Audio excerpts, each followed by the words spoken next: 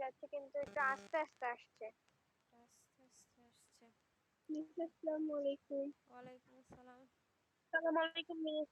ওয়ালাইকুম আসসালাম রাহমাতুল্লাহি ওয়া বারাকাতুহু। আচ্ছা, এতদিন পরে আসলাম। আসসালামু আলাইকুম।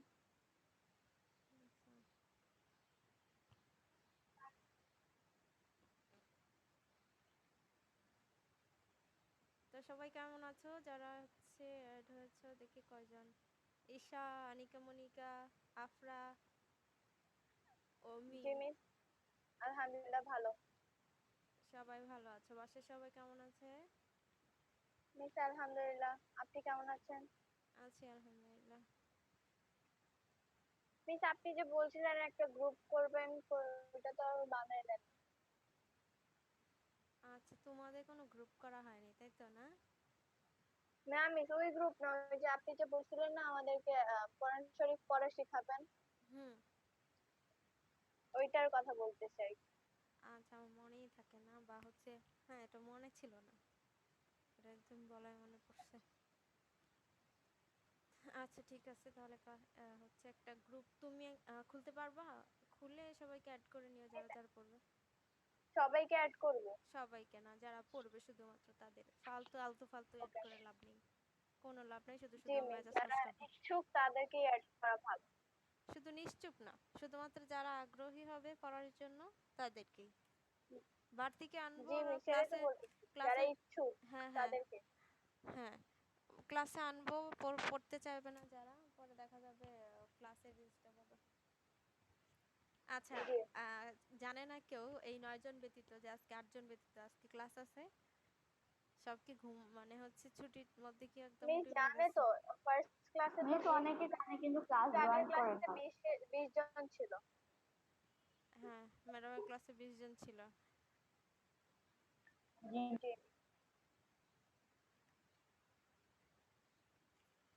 আচ্ছা, সবাই জানে, তোরা ক্লাস জয়েন করে না কখনো।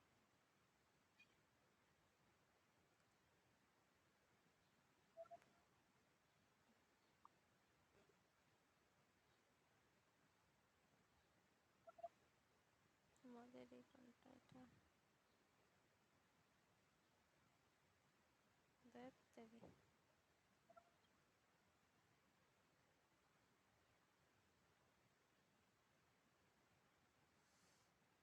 তোমাদের তৃতীয় অধ্যায় পড়াচ্ছিলাম না? তোমাদের পরীক্ষা হবে জি বা মিস। কিছু হবে হুম। অফিস থেকে, এখানে কারা কারা তোমাদের কোনো পরীক্ষা হবে বা কিছু হবে এরকম কিছু হচ্ছে স্কুল থেকে জানাইছে? না মিস, কিছু জানাই নাই।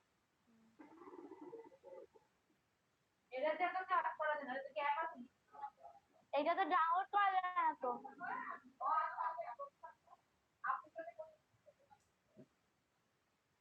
আরে বাবা, তৃতীয় অধ্যায় কোথায় পড়াচ্ছিল আমাদের?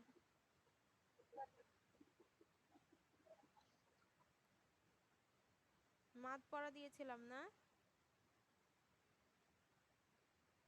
জি মিস আচ্ছা,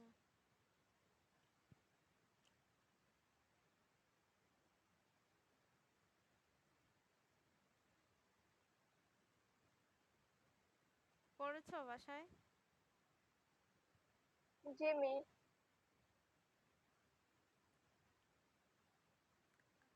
আর 2 জন চলে গেছে। আচ্ছা, আফরা একটু গ্রুপে গিয়ে বলে আসো তোদেরকে। Okay ma'am. Okay ma'am. হ্যাঁ, আমি এখানে মেসেঞ্জার ইউজ করি না, যার কারণে যেতে পারতেছি না।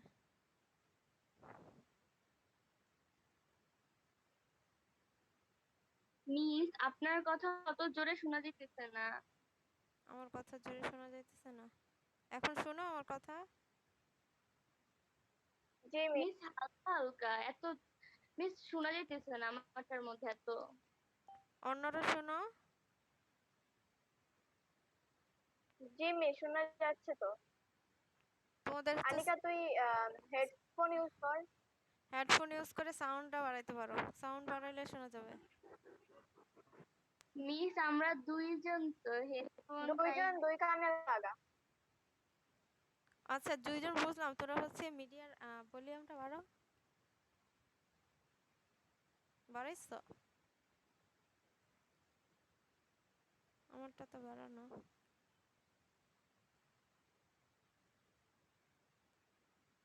হুম। আচ্ছা, আমাদের পড়া ছিল পার্ট 3 মাদ। মাদ অর্থ কি? সবাই জানি মাদ অর্থ দীর্ঘ করা, লম্বা করা। আর হচ্ছে তাজবিদের পরিভাষায় মাদ কাকে বলে? হরফের হরফের ডান দিকে হরকতযুক্ত হরফ লম্বা করে পড়াকে কি বলা হয়? মাদ বলা হয়। আমরা এটা সহজ করেও পড়তে পারি, হরকতের উচ্চারণ টেনে পড়াকে কি বলা হয়? মাদ বলা হয়। মাদ অর্থ দীর্ঘ করা, লম্বা করা, হরকতের উচ্চারণ টেনে পড়াকে কি বলা হয়? মাদ বলা হয়। মাদের হরফ কয়টি? মাদের হরফ 3টি। আলিফ, ওয়াও, ইয়া। আলিফ, ওয়াও, ইয়া। আর হচ্ছে এই 3টি হরফ হচ্ছে কখন মাদের হরফ হিসেবে গণ্য হবে? যখন আলিফ হচ্ছে কি জবরের বাম পাশে খালি আলিফ থাকবে। জবরের কোন পাশে খালি আলিফ? বাম পাশে। ওয়াও হচ্ছে কখন মাদের হরফ হিসেবে গণ্য হবে? যখন পেশের বাম পাশে জজমুলা ওয়াও থাকবে। ইয়া কখন মাদের হরফ হিসেবে গণ্য হবে? যখন জেরের বাম পাশে জজমুলা ইয়া থাকবে। উপরের 3টি অবস্থা, এই 3 অবস্থায় হচ্ছে যখন এই হরফগুলো পাওয়া যাবে তখন হচ্ছে তার পূর্বের হরফের হরকতটাকে কি করে পড়তে হবে? আমাদের একটু লম্বা করে পড়তে হবে। বুঝতে পারছো? আমার কথা শোনো এখন? জি মিস আসসালামু আলাইকুম। জি মিস, শোনা যাচ্ছে তো? আচ্ছা, তাহলে আমরা হচ্ছে এটুক জানি মাদ অর্থ টেনে পড়া, হরকতের উচ্চারণ টেনে পড়াকে মাদ বলে। মাদের হরফ আসসালামু 3টি। আলাইকুম। ওয়ালাইকুম আসসালাম। হ্যাঁ, তারপর হচ্ছে আমরা পড়ব মাদের প্রকারভেদ। মাদ 2 প্রকার। মাদ কয় প্রকার? 2 প্রকার। মদ্দে আসলি, মদ্দে ফারঈ। এভাবে হচ্ছে সহজভাবে পড়া হয়। মদ মোট 10 প্রকার। আমরা যেটা পড়ছি বা হচ্ছে সহজ, যেটা চিনতে সহজ, কোরআন পড়তে গেলে যেটা সহজ, সেটা হচ্ছে মদ মোট কয় প্রকার? 10 প্রকার। যে হচ্ছে মদ থেকে এক আলিফ পরিমাণ টানতে হয়, সেটা হচ্ছে কি? সেটা কয় প্রকার? 3 প্রকার। মদ্দে তাবাই, মদ্দে বদল, মদ্দে লিন। আর হচ্ছে যেটা 3 আলিফ পরিমাণ টানতে হয় সেটা 2 প্রকার। আর যেটা হচ্ছে 4 আলিফ পরিমাণ টানতে হয় সেটা হচ্ছে কি? 5 প্রকার। এই মোট হচ্ছে কয় প্রকার? 10 প্রকার। কিন্তু এখানে একটু কঠিন করে দেওয়া যে প্রধানত 2 প্রকার, মদ্দে আসলি, মদ্দে ফারি। এখন মদ্দে আসলি এখানে কোনটা বুঝাইছে? মদ্দে আসলি বুঝাইছে যে মদ্দে তাবাই, মদ্দে লিন, মদ্দে বদল এসবকে। আর হচ্ছে মদ্দে ফারি বুঝাইছে মদ্দে আরজি, মদ্দে মুনফাসিল আর বাকি যে 4 আলিফ মদ সেগুলোকে। এখন তোমাদের কাছে, যাদের কাছে হচ্ছে নুরানি পদ্ধতি বই আছে, কারো কাছে আছে নুরানি পদ্ধতি? প্রথম খণ্ড, দ্বিতীয় খণ্ড, এরকম কোনো বই লাল কালার আছে কারো কাছে তোমাদের? যারা বাসায় হচ্ছে কোরআন শরীফ পড়ছো বা হচ্ছে হুজুরের কাছে পড়ছো তাদের কাছে থাকার কথা, কথা বলো। মিস কি? আছে, কার কার কাছে আছে? মিস কি আর নুরানি পদ্ধতি প্রথম খণ্ড, এরকম বই, চিকন একটা বই। না মিস। মিস আপনার কথা বোঝা যাচ্ছে না ভালো মতো। আহ, এখন আমার এখানে তো হচ্ছে নেট কানেকশন পুরোই আছে, তোমাদের এখানে?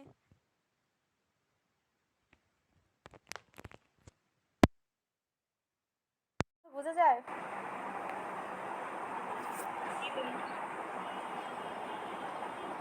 কথা বলো তোমরা। জি মিস, বোঝা যায়। আচ্ছা, তো আমরা হচ্ছে পড়ছিলাম মদ 2 প্রকার, মদ্দে আসলি, মদ্দে ফারঈ। মদ্দে আসলি বলা হয় মূল মাদকে, মদ্দে ফারঈ বলা হয় শাখা মাদকে। মদ্দে আসলি কোনগুলো? মদ্দে আসলি হচ্ছে যে জবরের বাম পাশে খালি আলিফ থাকলে এক আলিফ টেনে পড়তে হবে, এক আলিফ পরিমাণ দীর্ঘ করে পড়তে হয়, এগুলো এরূপ মদকে কি বলা হয়? মদ্দে আসলি বলা হয়।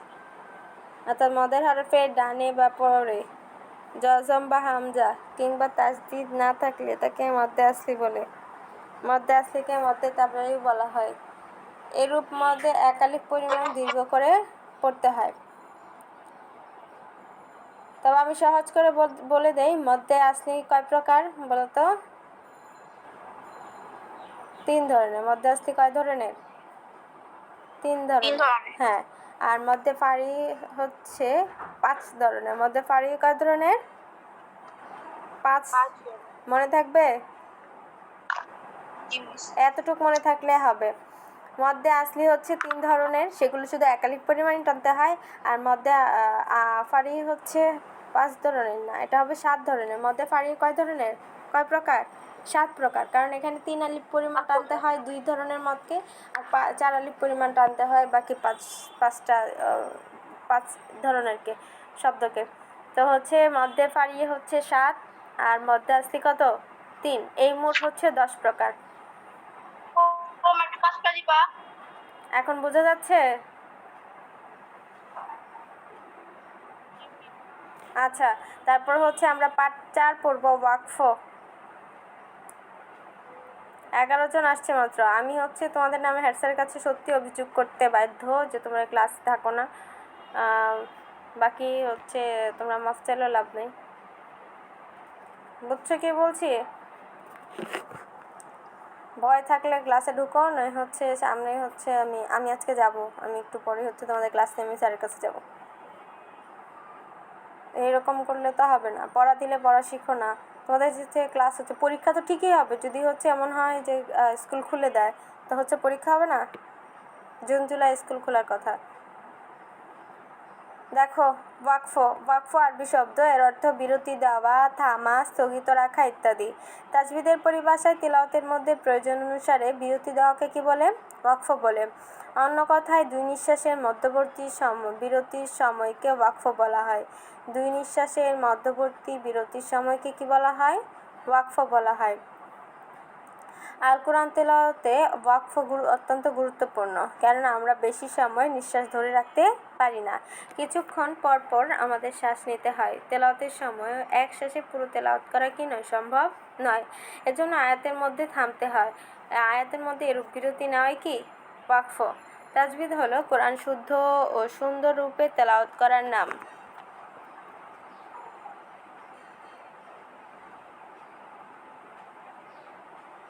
সুতরাং তেলাওয়াতকালে যেখানে ইচ্ছে সেখানে থামা যাবে না, তাতে কোরআন তেলাওয়াতের সৌন্দর্য কি হয়? নষ্ট হয়। অনেক সময় অর্থেরও পরিবর্তন হয়ে যায়। অতএব নির্ধারিত স্থানে ওয়াকফ করতে হবে। আমাদের প্রিয় নবী সাল্লাল্লাহু আলাইহি সাল্লাম সূরা ফাতিহার প্রত্যেক আয়াতের পর কি করতেন? ওয়াকফ করতেন।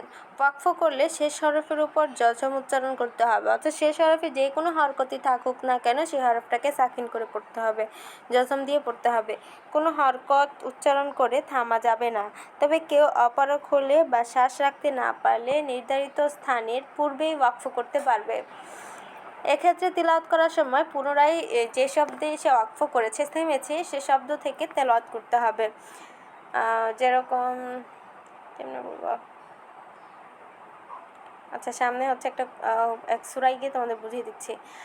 দেখো, আল কোরআনের ওয়াকফের নানা রূপ চিহ্ন দেওয়া আছে। এগুলো হচ্ছে বিরাম চিহ্ন। এগুলো সম্পর্কে জানা থাকলে শুদ্ধভাবে ওয়াকফ করা যায়। নিচে সমস্ত চিহ্নসমূহের পরিচয় দেওয়া হলো। তোমরা ক্লাস 5-এ পড়েছো না ওয়াকফের বর্ণনা? পড়ছো? মনে আছে? আচ্ছা, তোমরা কেউই নাই ক্লাসে, সবাই চলে গেছো? আছে তো। তো কথা বলো না কেন? শুধু আফরাই কথা বলে, আর বাকিরা সব চলে গেছে।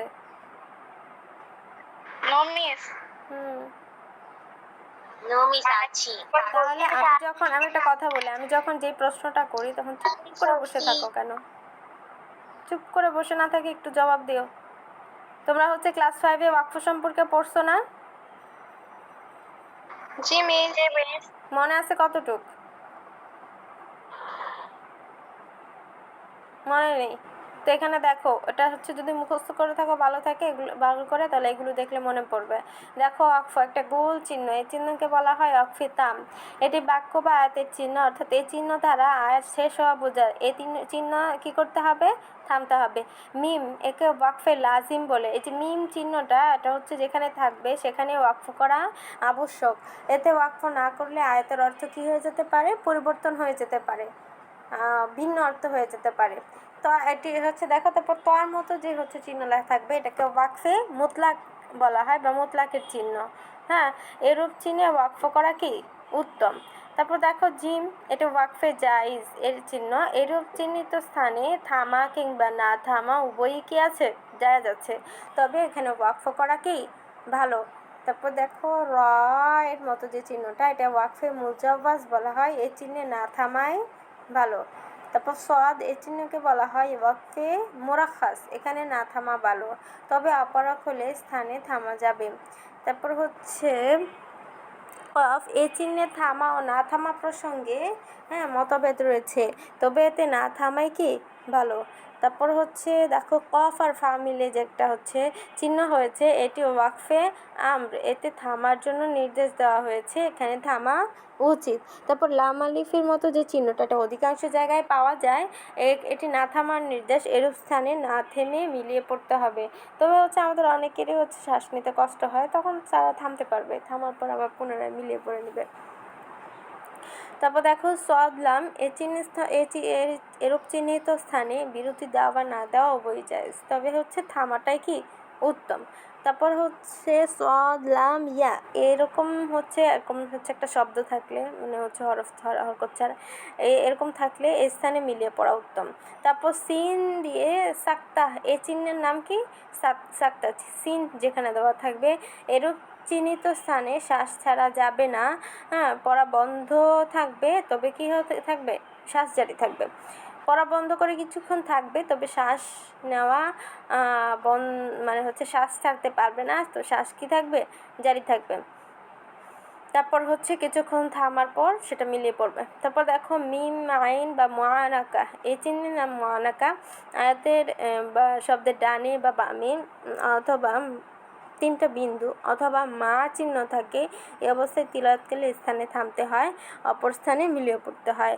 তারপর ওয়াকফুন নবী সাল্লাল্লাহু আলাইহি ওয়াসাল্লাম এরূপ চিহ্নিত স্থানে প্রিয় নবী সাল্লাল্লাহু আলাইহি ওয়াসাল্লাম ওয়াকফ করেছেন। ওয়াকফে জিব্রাইল এরূপ চিহ্নিত স্থানে বিরতি দিলে কি হয়, বরকত হয়।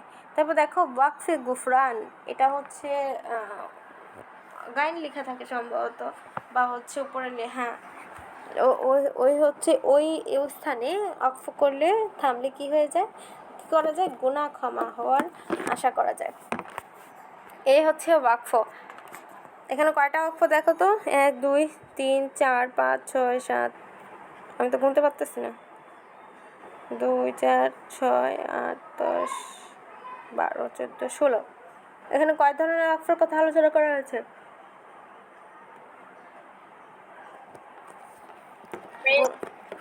বইয়ে তো 15টা। ওয়াকফে গুফরান পরের পেজে গেছো? জিমি হ্যাঁ 16টা, কেন 15টা? ভালো করে হ্যাঁ 16টা কয়টা মোট হবে? 16টা। মোট 16টা। আর তোমরা হচ্ছে ফাইভে মনে হয় হচ্ছে মানে হচ্ছে 11টার মতো পড়েছ, বা হচ্ছে 10টা, মানে নেই আমার সব। তো এই সবগুলো তোমাদের জন্য মুখস্থ করা আবশ্যক, করতেই হবে, আবশ্যক না মানে হচ্ছে করতেই হবে। আচ্ছা এটা SW লিখে নাও, এটা তোমাদের মুখস্থ করতেই হবে। পার্ট 5 দেখো নাজিরা তেলাওয়াত, অর্থাৎ দেখে দেখে তেলাওয়াত করা। আল কোরআন তেলাওয়াতের ফজিলত অত্যাধিক, অর্থাৎ আফদালুল ইবাদতি তিলাওয়াতুল কোরআন, কোরআন মাজিদ তেলাওয়াত সর্বোত্তম ইবাদত, মানে সমস্ত ইবাদতের মধ্যে, নফল ইবাদতের মধ্যে সবচেয়ে উত্তম ইবাদত কোনটা, কোরআন শরীফ তেলাওয়াত করা। আবার দেখেও কোরআন শরীফ মুখস্থ পাঠ করা যায়, দেখেও পাঠ করা যায়। দেখে দেখে তেলাওয়াত করাটাকে নাজিরা তেলাওয়াত বলা হয়। মুখস্থ পাঠ করা থেকে দেখে পাঠ করা সব দ্বিগুণ। হ্যাঁ, নাজিরা তেলাওয়াত একটি উত্তম ইবাদত। আল্লাহ তাআলা এরূপ তেলাওয়াতকারীকে আখিরাতে অধিক সম্মান ও মর্যাদা দান করবেন। আমরাও কি করব, বেশি বেশি কোরআন তেলাওয়াতের চেষ্টা করব। তো এখন হচ্ছে প্রশ্ন, যারা হচ্ছে ক্লাসে উপস্থিত আছো, আমার কথা শুনতে পাচ্ছ, তাদেরকে বলতেছি ওয়াকফগুলোর মধ্যে কোন, মানে হচ্ছে কার কার হচ্ছে নামগুলো, মানে হচ্ছে কয়েকটা, যেমন ওয়াকফে তাম, ওয়াকফে লাজিম, ওয়াকফে মুতলাক, ওয়াকফে মুজাওয়াজ, ওয়াকফে জায়েজ, ওয়াকফে মুরাখাস, এরকম মুখস্থ হয়েছে কয়জনের? অনেকে তো হচ্ছে শুনে শুনে মুখস্থ হয়ে যাওয়ার কথা, কারো একটা শব্দ মুখস্থ হয়েছে। ওয়াকফ কাকে বলে, ওয়াকফর অর্থ কি? আছো এরকম কেউ? এমন কেউ আছো? নাই? কথা বলো। জি মিস বলেন।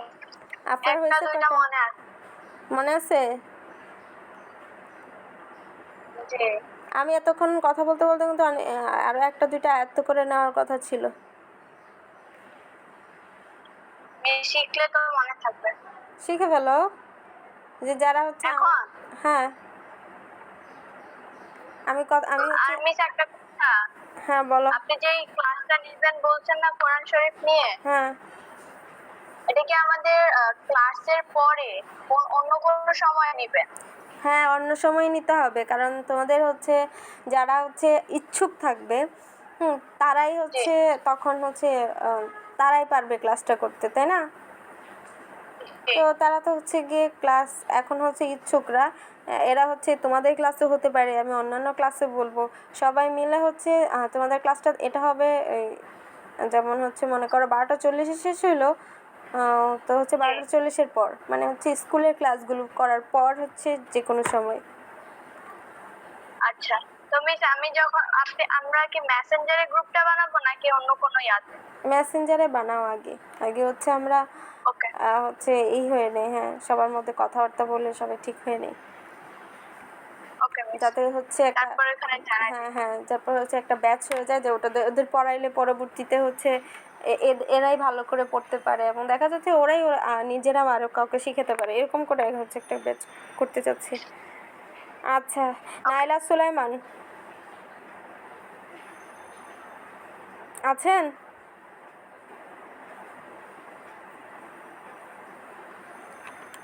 মেসেঞ্জারে হচ্ছে তোমাদের ক্লাস 7-এর গ্রুপে এতভাবে তোমরা নক করো, কিন্তু এখনো গিয়ে দেখো যারা নক করতেছে এরা এখানে নাই,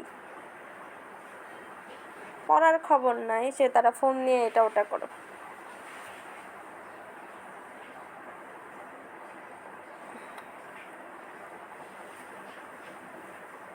দেখো, কোরআন তেলাওয়াত করার আদব। আল কোরআন অত্যন্ত মর্যাদাবান গ্রন্থ, সুতরাং অত্যন্ত আদবের সাথে এই কিতাব তেলাওয়াত করা উচিত।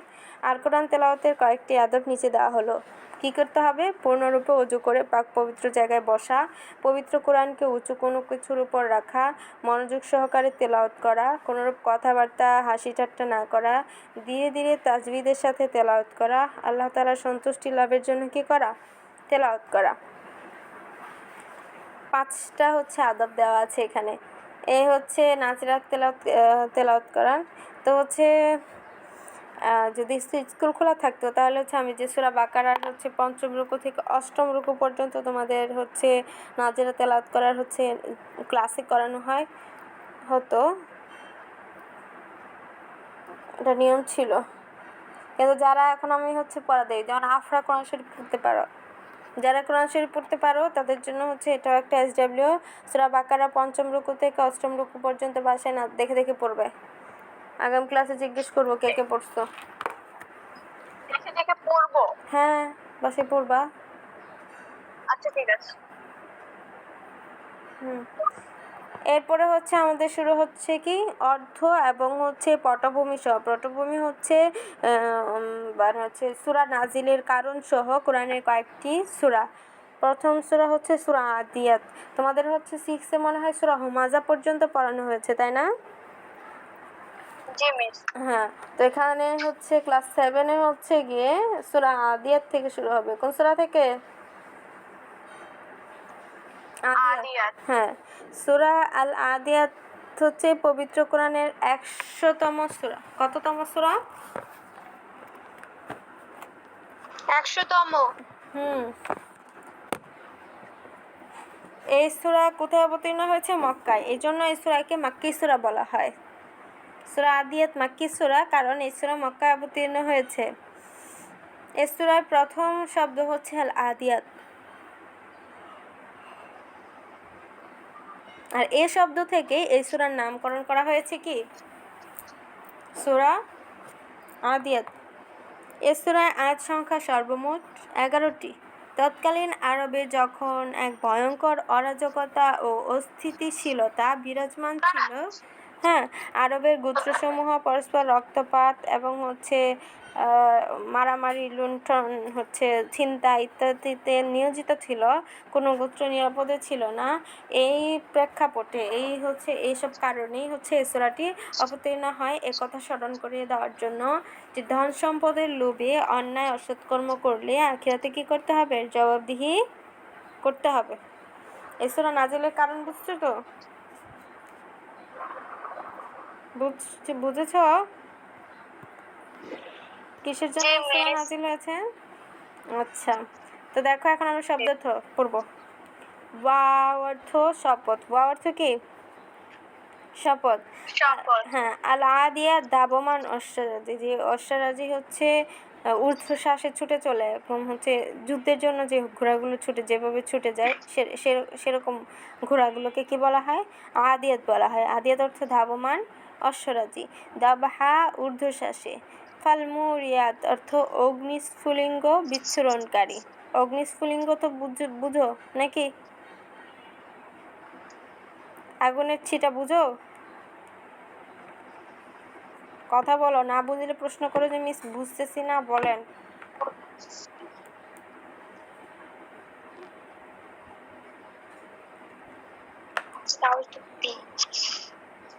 আদিয়াত অর্থ দাবমান অশ্বরাজি। দাবহা ঊর্ধ্বশ্বাসে। ফালমুরিয়াত হচ্ছে অগ্নিস্ফুলিঙ্গ বিচ্ছুরণকারী। তারপরে হচ্ছে কদহা খোরাকাতে, খুরের আঘাতে। ফালমুরিয়াত, আলমুরিয়াত অর্থ হামলাকারী। আলমুগিরাত অর্থ কি? হামলাকারী, আক্রমণকারী, অভিযানকারী। সুবহা সকালে, প্রভাতে, প্রতৎকালে, প্রত্যুষে। পরে হচ্ছে আসারনা উৎক্ষিপ্ত করে, না কা ধুলি, অসৎনা মধ্যে ঢুকে পড়ে।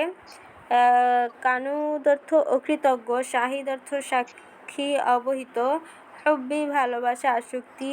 খৈর ভালো, কল্যাণ, ধন সম্পদ।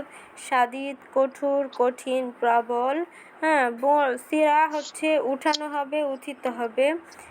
হুসিল অর্থ প্রকাশ করা হবে। আসুদূর অন্তরসমূহ, বক্ষসমূহ। হ্যাঁ, খবীর অর্থ অবহিত, সর্বজ্ঞাত। এ হচ্ছে শব্দার্থ। তোমাদের এতটুকুই হচ্ছে পড়া থাকবে। তার মধ্যে হচ্ছে আমি এখন হচ্ছে পড়া নেব পিছন থেকে, অর্থাৎ ওই মাদ আমি পড়ে আসছিলাম। মাদ অর্থ কি, মাদ কাকে বলে, মদ কত প্রকার, প্রত্যেক প্রকারের আবার কত প্রকার, এটা এখন একটু রিভিশন দাও।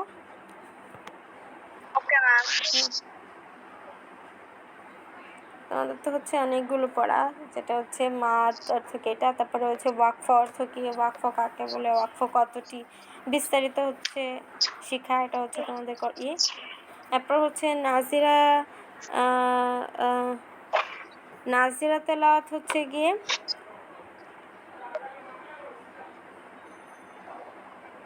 নাজিরা তেলাওয়াতের হচ্ছে কোরআন শরীফ পড়ার আদব, এটা নাজিরা তেলাওয়াত কাকে বলে, কোরআন শরীফ পড়ার আদব লিখো। এটা হচ্ছে একটা প্রশ্ন। এর পরবর্তী প্রশ্ন হচ্ছে আদিয়াত অর্থ কি। আদিয়াত হচ্ছে কোরআন শরীফের কততম সূরা, এবং হচ্ছে সূরা আদিয়াত অবতীর্ণ হওয়ার কারণ, এর আয়াত সংখ্যা কত, এসব পড়া।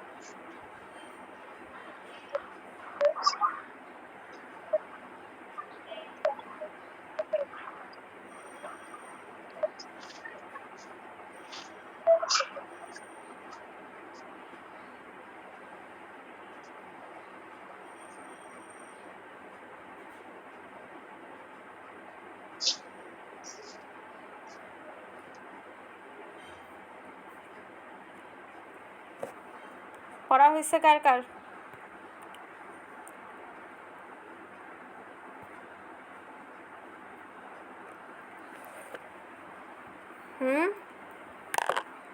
রুশদা বিনতে রিয়াজ মাত্র আসছে কোত্থেকে? আমার পড়া হয়েছে। বলো তুমি।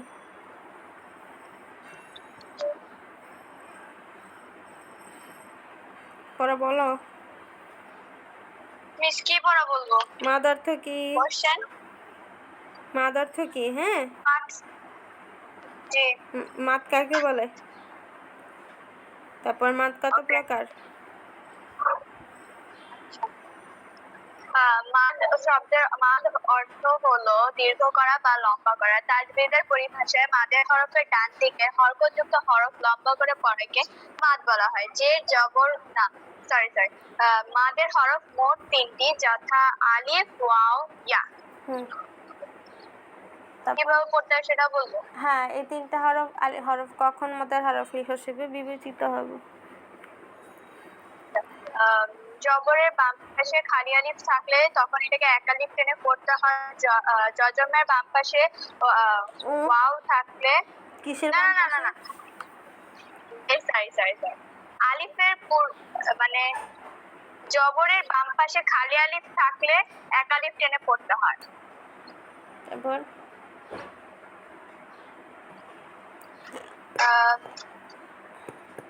তারপর হচ্ছে গিয়ে জজমের বাম পাশে ওয়াও পেশের বাম পাশে জজমালা ওয়াও থাকলে এক আলিফ টেনে পড়তে হয়। তারপর আর জেরের বাম পাশে জজমালা ইয়া থাকলে এক আলিফ টেনে পড়তে হয়। হ্যাঁ, যখন হচ্ছে এই 3টা হরফ এর ধরনের অবস্থায় থাকবে তখনই হচ্ছে এই হরফগুলো কি হবে? মাদের হরফ হিসেবে বিবেচিত হবে। এখন মাদ কত প্রকার? কি মাদ কত প্রকার? মাদ প্রধানত 2 প্রকার, মাদ্দে আসলি আর হচ্ছে কি মাদ্দে ফারি। মধ্যে আসলি কয় ধরনের বা কত প্রকার? মাদ্দে আসলি কয় ধরনের? 3 ধরনের। মধ্যে ফারি? মধ্যে ফারি মধ্যে ফারিও 3 ধরনের। 7 কয় ধরনের? 7 ধরনের। মানে হচ্ছে মধ্যে আসলি ব্যতীত বাকি মাদ মোট কয় প্রকার জানো? 10 প্রকার। কত প্রকার? 10।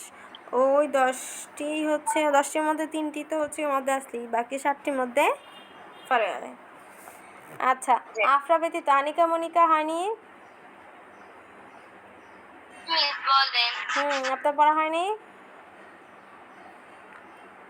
মিস হইছে বলেন। আচ্ছা ঠিক আছে, তাহলে আপনি বলেন মদ কত প্রকার, কি কি, প্রত্যেক প্রকার আবার কত প্রকার? মিস মানে মাদ কাকে বলে, কত প্রকার ও কি কি এটা?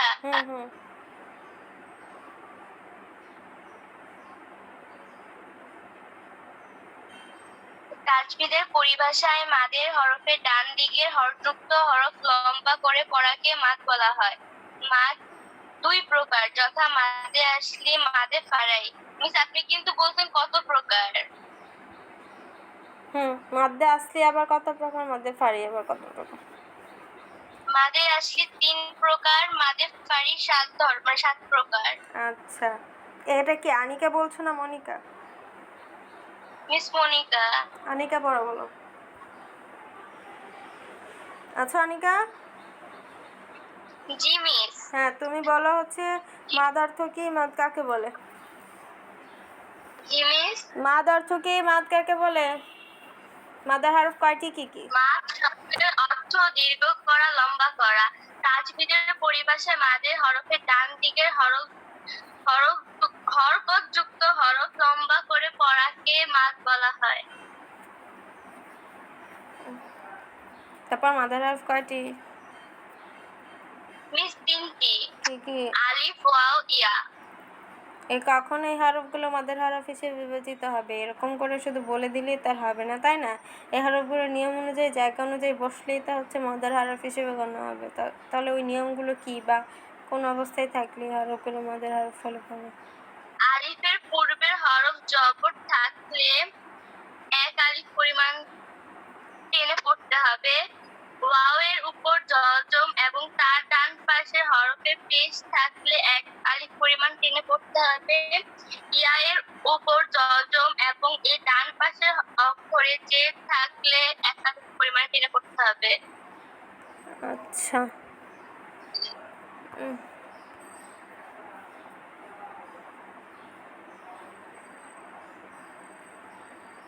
রুস্তা বিনতে রিয়াজ তো পড়ে আসছে। মাইশা আফরিন আছো? কি রে? জি মিস। হ্যাঁ, তুমি বলো তো।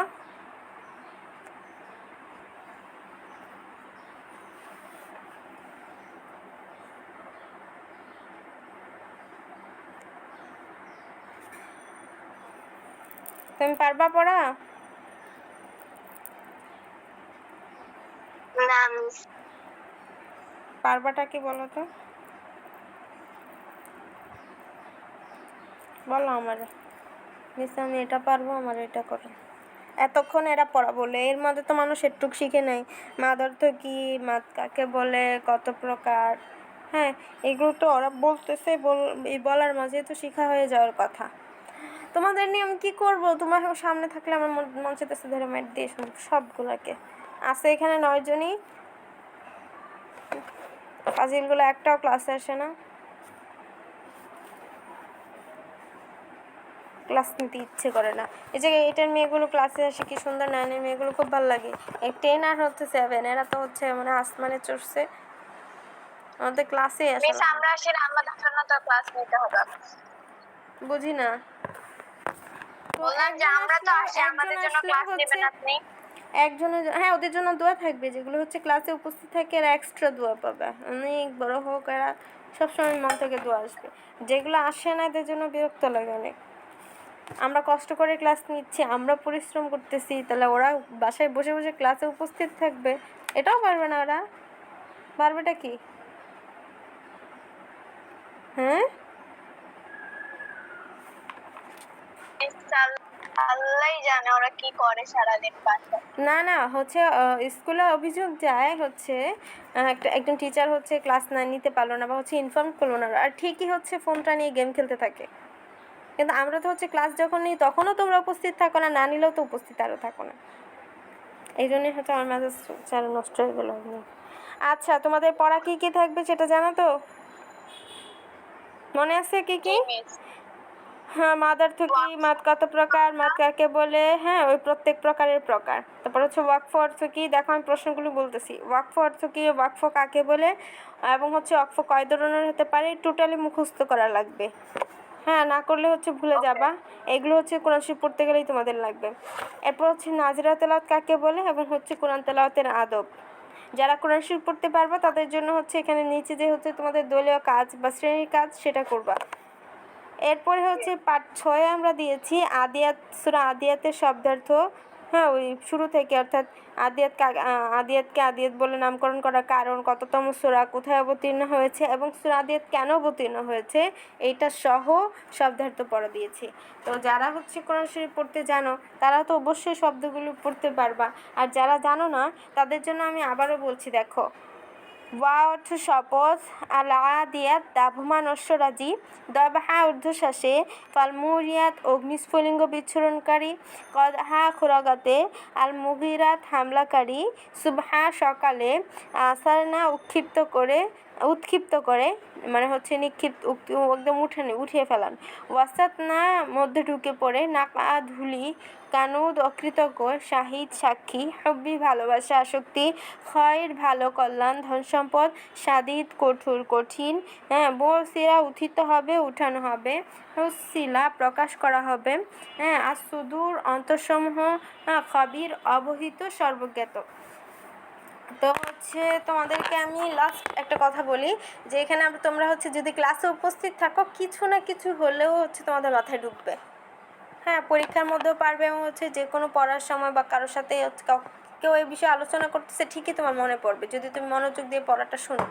আর যদি হচ্ছে ঝুমে ক্লাস করতে গিয়া ফেসবুকে চ্যাট করো, পোস্ট দেখো, যেহেতু করা যায় ঝুম ক্লাস করার সময় সবই করা যায়, দুনিয়ার কাজ করা যায়, তাহলে তো হচ্ছে পারবে না। তো ক্লাসের সময় ক্লাসেই মনোযোগ দিও, এটা অনুরোধ। আর হচ্ছে যে পড়াগুলো দিয়েছি কভার করো, তাহলে হচ্ছে আমারও শান্তি লাগবে যে আমি কষ্টটা করছি, সেটাও হচ্ছে সার্থক হলো, তোমরা যে কষ্টটা করছো সেটা।